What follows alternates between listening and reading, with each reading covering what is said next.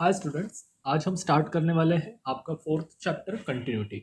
Okay, सो जब भी आप कंटिन्यूटी पढ़ते हो अपने आप लिमिट आ जाता है वहाँ पे। ठीक है। सो कंटिन्यूटी स्टार्ट करने से पहले मैं आपको एक ग्राफिकल अप्रोच बता देता हूँ कि मतलब ग्राफ के जरिए हम कैसे जान सकते हैं कि कोई फंक्शन कंटिन्यूस है, कोई फंक्शन डिसकंटिन्यूस है। ये बात आप सबको पता होगी कि देखो, अगर सपोज करो यहाँ पे मैंने एक ग्राफ ड्रॉ किया है।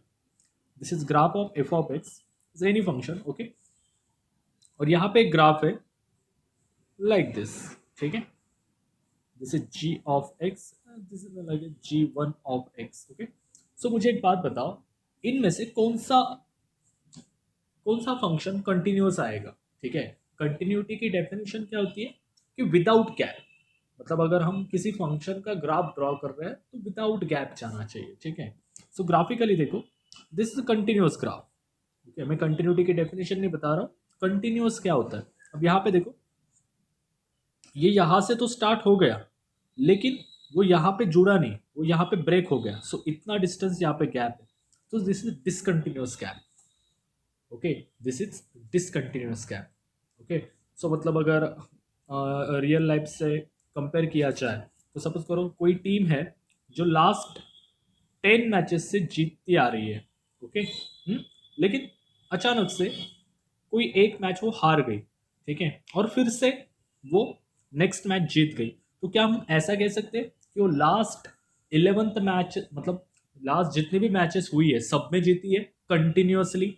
नो, हम ऐसा नहीं कह सकते। हाँ, हम ऐसा कह सकते कि वो कंटिन्यूअसली 10 मैचेस जीती है और बाद में वो एक मैच हार गई और फिर से जीतने का सिलसिला शुरू हो गया, ऐसा कह सकते हैं। ओके, सो कंटिन्यूटी की formal definition is in front of you. Let A is a subset of R. Okay, कोई भी एक सबसेट है ए जो रियल नंबर का सबसेट है। Okay, let F from A to R. अब देखो, जो सेट हमने रियल नंबर से लिया था, उसी के ऊपर हमने एक फंक्शन डिफाइन किया है, function A to R. Let c belongs to A. ठीक है, अब कोई भी एक पॉइंट ले लिया जो ए के अंदर है। Okay, we say that function is continuous at c. अब हम कह सकते हैं कि जो फंक्शन है जो ए टू आर डिफाइन किया है वो कंटिन्यूस है सी के ऊपर। कब? If given epsilon greater than 0 there exists delta greater than 0 such that if x belongs to a with mod of x minus c less than delta, then mod of f of x minus f of c less than epsilon. Okay, ठीक है, सो इस तरह से। Okay, so इस तरह से। तो देखो, ये तो सिंपल डेफिनेशन है, मतलब हम ऐसे लिखते हैं ना, limit X tends to C, F of X is equal to F of C.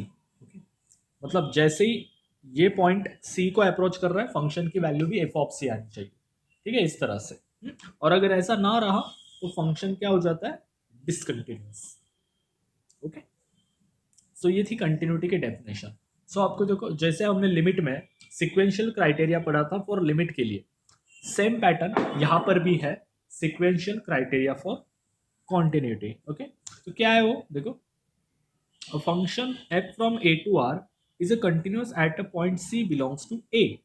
Okay, कोई फंक्शन है, हाँ, f from a to r, वो a को मतलब c पे कंटिन्यूस है।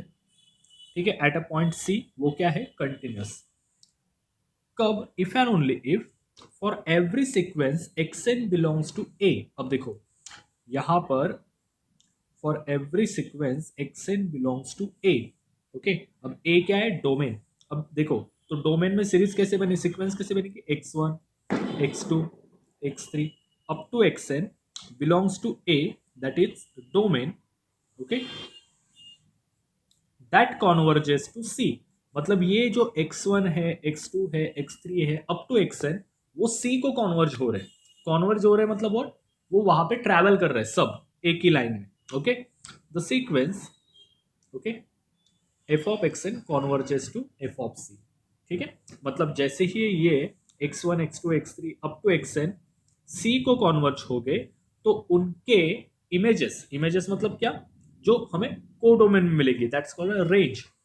x1 की इमेज होगी एफ ऑफ x1, x2 की होगी F of x2, okay, x3 की होगी F of x3, and X N की होगी एफ ऑफ एक्स एन। तो ये सब कहाँ ट्रैवल करेंगे, एफ ऑफ सी की तरफ, ठीक है। ये कहाँ पे जा रहे हैं, सी की तरफ, मतलब all X N tends to C implies f of xn tends to f of c. Okay, so like this. I hope आपको समझ में आ रहा होगा, ठीक है। इस तरह से तो हम कहते हैं उसे कि ये सिक्वेंशियली क्राइटेरिया फॉर कंटिन्यूटी, मतलब अगर सिक्वेंशियल क्राइटेरिया मतलब क्या, सीक्वेंस के लैंग्वेज में बताना। ओके, इन शॉर्ट, ठीक है। So next one, discontinuity criteria as a sequential approach. Okay, वो लिखा नहीं है मैंने, लेकिन आप समझ लो नाउ।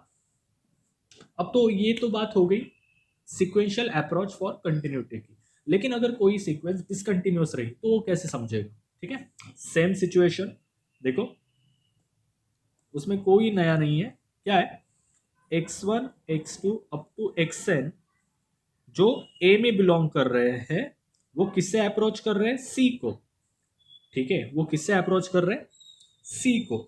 बट हाँ, बट अब हमें क्या दिखाना है, डिसकंटिन्यूअस दिखाना है। मतलब क्या, देखो मैंने लास्ट टाइम भी वही एग्जांपल दिया था, अभी भी वही दे रहा हूँ कि देखो किसी क्लास का रिजल्ट 100% नहीं लगा है, उसका मतलब क्या होता है, वहां पे एटलीस्ट एक बंदा ऐसा होगा या लड़की ऐसी होगी जो फेल हो गई होगी, एटलीस्ट एक, ठीक है। अगर हमारा टारगेट क्या है, 100% रिजल्ट लगाना, ठीक है। अब 100% नहीं लगा है, वहां पे तो ऐसा नहीं कहा गया ना कि 99% लगा, 98% लगा। वहां पे क्या मेंशन है, 100% नहीं लगा। मतलब क्या, कम से कम एक लड़की ऐसी होगी या एक लड़का ऐसा होगा जो फेल हो गया।